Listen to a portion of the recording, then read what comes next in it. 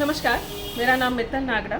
मैं आचोले anchor park Nala Sopara की रहवासी हूँ, जिसके चलते हमारा परिसर जो है वो आचोले पुलिस स्टेशन में पड़ता है, नाला सोपारा ईस्ट में। ये किस्सा है 22 सितंबर 2024 का, जब एजीएम के दौरान पुलिस कांस्टेबल आते हैं और मुझे कहते हैं मेरे खिलाफ कंप्लेन है और पुलिस स्टेशन में चलना है। मुझे कोई नोटिस या मजिस्ट्रेट का ऑर्डर नहीं दिखाया जाता है। मांगने पर वो 1 घंटे के बाद में 2 लेडी कांस्टेबल के साथ में आते हैं और मुझे ज़बरदस्ती ले जाते हैं बीट चौकी। अभी भी उन्होंने मुझे कोई पेपर्स नहीं दिए हैं। बीट चौकी में 2 घंटे बिठाने, एवरशाइन बीट चौकी में 2 घंटे बिठाने के बाद में बिना कोई स्टेटमेंट साइन किए, बिना कोई कार्यवाही किए मुझे वापस भेज देते हैं। फिर 25 तारीख को कॉल करते हैं, कहते हैं कि मुझ पर चैप्टर केस लगाया जाता है। अभी तक मेरे पास ना चैप्टर केस की नोटिस है, ना कोई डॉक्यूमेंट है। मुझे डीसीपी ऑफिस ले जाया जाता है। डीसीपी ऑफिस में मुझे कहा जाता है कि मैडम आप बॉन्ड साइन करोगे तभी आपको पेपर्स मिलेंगे, हम आपको नोटिस भी नहीं दे सकते। उसके बाद में वहाँ पे जब मैं बाहर ट्विटर पे एक वीडियो बनाती हूँ और सर्कुलेट होता है, तो मुझे 2 तारीख को बैकडेटेड नोटिस, 25 सितंबर की बैकडेटेड नोटिस 2 अक्टूबर को मुझे डिलीवर की जाती है और 4 अक्टूबर को मुझे हियरिंग के लिए बुला जाता है।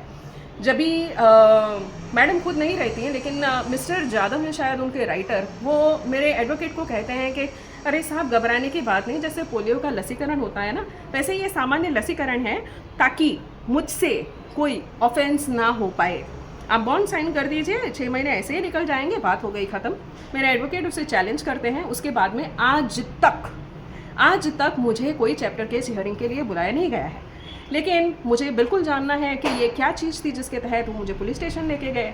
मैं आरटीआई डालती हूँ, मैं चैप्टर केस के पेपर्स मांगती हूँ, तो आरटीआई के रिप्लाई में मुझे कहा जाता है कि सेक्शन 8J1 के तहत ये डॉक्यूमेंट्स गोपनीय हैं और अभी चैप्टर केस की कार्यवाही चल रही है, इसके लिए नोटिस के सिवा आपको कोई डॉक्यूमेंट नहीं दिया जाएगा। अभी इसके बाद में फर्स्ट अपील ऑर्डर में डीसीपी मैडम पूर्णिमा चौगुले श्रृंगी वो खुद मुझे आरटीआई फर्स्ट अपील की हियरिंग में भी यही कहानी बताती हैं कि नहीं, 8J1 के तहत ये गोपनीय है और हम आपको ये नहीं दे सकते हैं। आपको अगर चैलेंज करना है तो आप सिर्फ ये जो नोटिस है चैप्टर केस का, उसके ज़रिए आप कीजिए चैलेंज, ठीक है।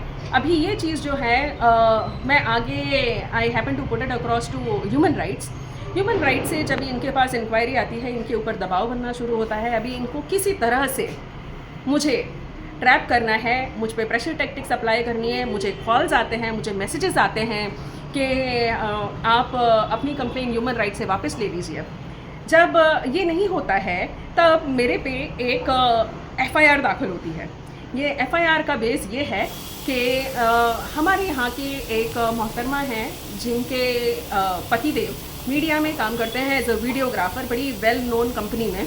तो लगातार डोमेस्टिक वायलेशन होता है उनके ऊपर और वो कह रही हैं कि उनके ऊपर फेक डॉक्यूमेंट्स, उनके नाम के फेक डॉक्यूमेंट्स बना के ये पतिदेव महाशय जो है वो कंपनी में और हर जगह भेजते हैं।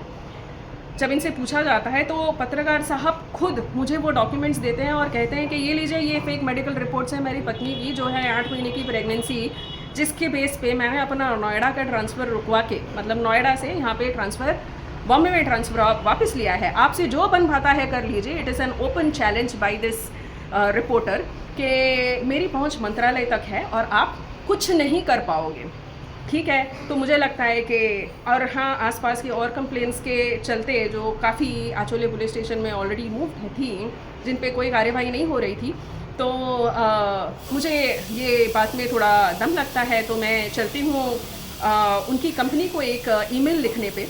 तो इनकी कंपनी को मैंने ईमेल लिखा कि ये चीज़ें यहाँ पे चल रही हैं और साहब जो है वो बहुत कॉन्फिडेंट है कि उनकी पुलिस के साथ साठगांठ है और उनके ऊपर कोई कार्यवाही नहीं होगी। तो क्या मीडिया का ये असर है सामान्य नागरिक को और अपने खुद के परिवार को परेशान करना? इसके ऊपर कृपया जांच की जाए। तो ये ईमेल जाता है मेरे एक एनोनिमस आईडी से, माई विसल ब्लोअर, जहाँ पे मैंने खुल के लिखा है कि फ़िलहाल के लिए मैं अपनी आइडेंटिटी डिस्क्लोज़ नहीं करना चाहती। समय रहते मैं खुद आगे चल के जो भी रिस्पेक्टिव डिपार्टमेंट्स हैं उनको ये कंप्लेन दर्ज करूँगी, पहले आप जांच कीजिए। लेकिन मुझ पर एफआईआर दर्ज होती है 66D, पहले 66D ऑफ IT एक्ट, जिसको बाद में 66C कर दिया जाता है कि मैंने कोई और बन के ये ईमेल लिखा है। जो लॉ की जानकारी रखते हैं वो समझ जाएंगे कि ये सेक्शन ये सिचुएशन में अप्लाई नहीं होता है, क्योंकि मैं कोई और हूँ करके ये ईमेल नहीं लिखा है, बाकायदा डिस्क्लेमर दिया है। दूसरा सेक्शन लगाते हैं 217A ऑफ BNS, जिसमें है कि मैंने सरकारी अफसर को झूठी इन्फॉर्मेशन देके प्रेशर क्रिएट किया है। ऐसा कोई प्रेशर मेरी तरफ से नहीं दिया गया है और ऐसी कोई भी इन्फॉर्मेशन जो झूठी हो वो नहीं दी गई है। अभी ये FIR का जब ये स्टेटमेंट, हाँ, और तीसरा सेक्शन लिया जाता है कि संगनमत है, जो पहले 62 था और अभी 35 कर दिया गया है।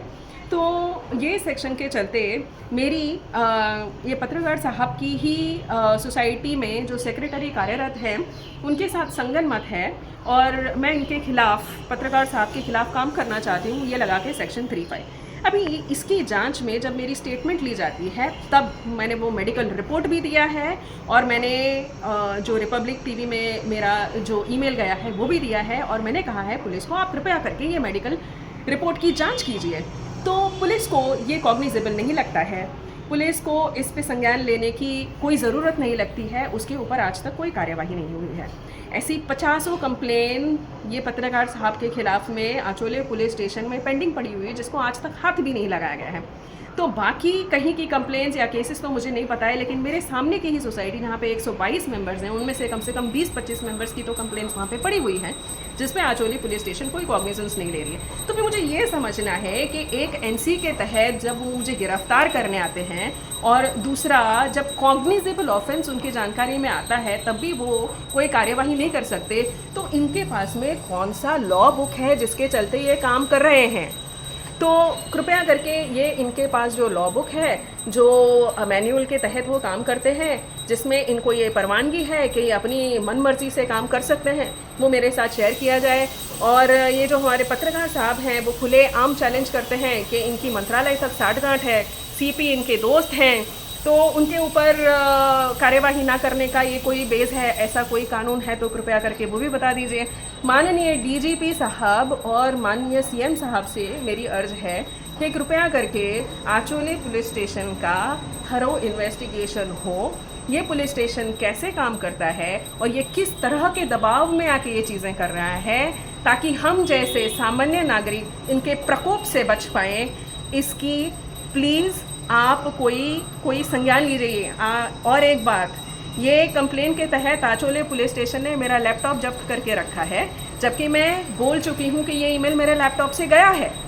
तो जब मैं बोल चुकी हूँ कि मैंने ये चीज़ की है तो उसमें लैपटॉप जब्त करने की क्या तुक बनती है, और मेरा हार्ड ड्राइव भेज देने के बाद में अभी भी मेरा लैपटॉप उन्हीं के पास पड़ा है। ये मुझे परेशान करने का तरीका नहीं है तो और क्या है। मेरे आजीविका के साधन को, मेरे बच्चों की पढ़ाई के साधन को जब्त करके रखा हुआ है, क्योंकि मैंने पुलिस के अगेंस्ट में कंप्लेन की है। क्या ये मेरा गुनाह है पुलिस की मनमानी के खिलाफ कंप्लेन करना? अगर ऐसे ही चलता रहा तो हम लोग कहाँ जाएंगे सर? किसके पास जाके क्या कंप्लेन करें? हमें जेल में ही जाना है, यही है? प्लीज़ कृपया करके बताइए हमें किस तरह जीना है, कौन से कानून हैं जो हम पे लागू होते हैं और हम उसी कानून के हिसाब से चलेंगे ताकि हम इनके प्रकोप से बच पाएँ। कृपया करके बताइए हम क्या कर सकते हैं। धन्यवाद।